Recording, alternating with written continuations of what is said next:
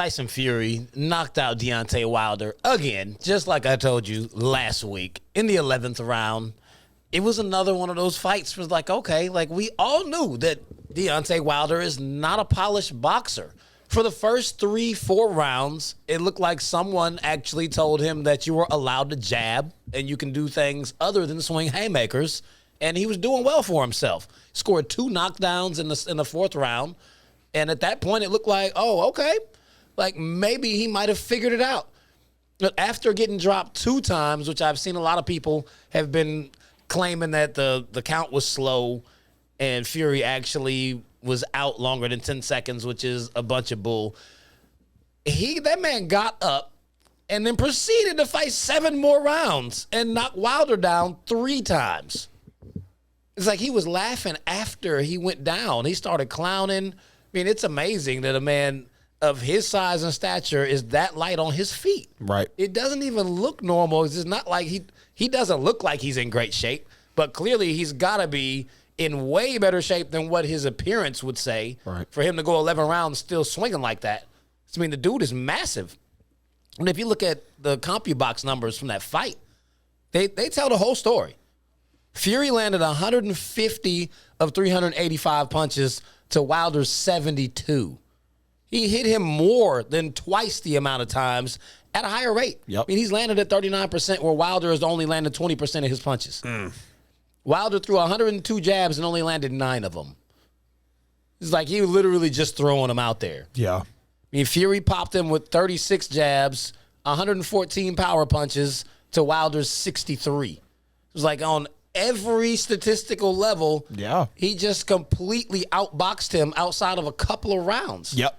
Everything Wilder did was in the beginning of the fight. Exactly. As soon as he got touched, all of that boxing, whoever was training him, it went straight out the window. Exactly.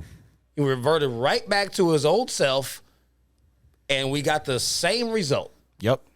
You talk about the numbers. I mean, let's talk about a mental check for Deontay Wilder. Like you said, first 3 rounds, coming into this fight, Deontay Wilder said, no excuses. I'm going to be a different boxer. The dude put on, 20-plus pounds for this fight, just about. I mean, he was a big dude in there. Both massive guys. What a heavyweight matchup, that this fight was. But coming in, he said, no excuses. I'm going to be a different boxer. I'm going to try to fight in a different way to where I can show you I've got the discipline and the patience to win a big fight in my career. And like you said, it was like after round 3 and after he went down with the knockdown, he just completely threw everything out the window and was back to the haymakers, was back to the, real errant stances and leaving himself open and just not being that technical boxer. And let's talk about another thing. It was clearly apparent he was more tired than Tyson Fury. I mean, he was absolutely fatigued. When you saw the corner shots, Fury was like, all right, let's go. Like, I'm ready to get begin. Wilder's like, he's like, yeah, all right. Like, he was absolutely gassed over in the corner. And for you to be able to see that on camera and to know him stepping back into that ring, he was swaying and leaning for a decent part of that fight. I mean, you saw in the clinch, his body weight was starting to really fall, and you knew it was only a matter of time before Tyson Fury got it off. And he was basically toying with the dude towards the end of the fight. I mean, the knockout, rightfully so, Wilder hits the mat, and that's the end of it. And what a win for Tyson Fury. And, to comment even a little further, Wilder's real lack of sportsmanship after the fight, that's just not a good look. Like, you want to talk about where he can maybe go next. I'm not even saying a fighter. Like, get your mind right. Get back into the game. Actually understand the type of fight you just went through and how disconnected you looked in a big part of your career. That's my take on it. I mean, it was sad. I mean, they're blaming it on the broken hand. It's like, you weren't throwing any jabs or anything else anyway. It's like, that's not how you box. This man has beat you 3 times because that first fight was not a draw. Fury won that one too. Every time you step into the ring with this man, you don't have the reach advantage, and apparently you don't actually even have the power. You can knock him down, but it's not hurting him the way it is when he knocks you down. You don't get up. Right. So he's got you on every aspect. And he had the audacity to turn down Floyd's offer to train him. Like, maybe you should actually listen to the guy who's the best defensive fighter we've ever seen, who ain't never lost a fight. Yeah. If he offered to actually help you, but I can't remember what he actually said to him because this was a while ago, but it was like, I think it was after he got knocked out the first time. He said something real disrespectful to Floyd. Like, are you serious? Like, you knocked out like 40 bums. Can you name anyone that he knocked out? I mean, he has been dropping people, but he was fighting a whole bunch of used car salesmen and Walmart warehouse workers. Right.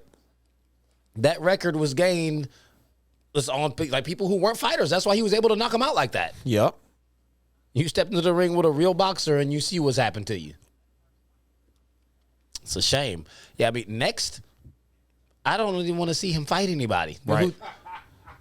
Who are you going to put him in a ring with? Exactly. That's not going to embarrass him. You going to get out there and fight Ruiz because he embarrassed Anthony Joshua with that cold right hand? Yep. I mean, that could be 2 straight haymaker swingers. Yep. Who's going to land first blood? You're right. Yeah. Wilder just looks, like I said, he looks so disconnected in the last fight, and especially with his footwork, so discombobulated, kind of galloping to, recollect himself, and just, he wasn't staying square to the fight. He wasn't truly staying, right to the action, leaving himself open, getting hit so many times. I mean, he was really worn down by, I'd say, the second part of that fight, where they really got into the thick of it, round 4, 5, 6. But just his size and the type of dude he is really is what kept him going. I mean, he was so fatigued by that point. Yeah, I mean, it was sad, really, just watching him out there, out on his feet. Right. I mean, there were so many memes and videos.